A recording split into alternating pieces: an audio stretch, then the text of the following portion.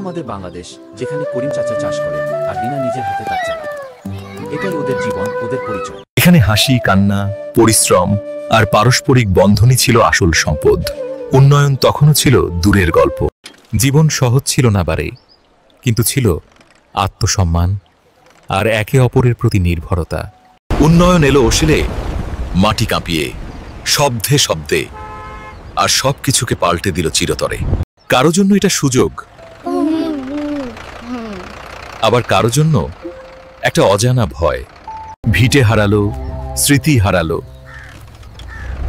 উন্নয়ন এসে ওদের শিকড়টাই তুলে নিল। এই উন্নয়নে আছে আলো, কিন্তু করিম চাচা আর রিনাদের জীবনে আছে কেবল ছায়া। উন্নয়ন দরকার কার্টিং, কিন্তু তার আগে দরকার মানুষ, ন্যায় বিচার আর সহানুভূতি। আমরা কি প্রস্তুত সেই ভার বহনের?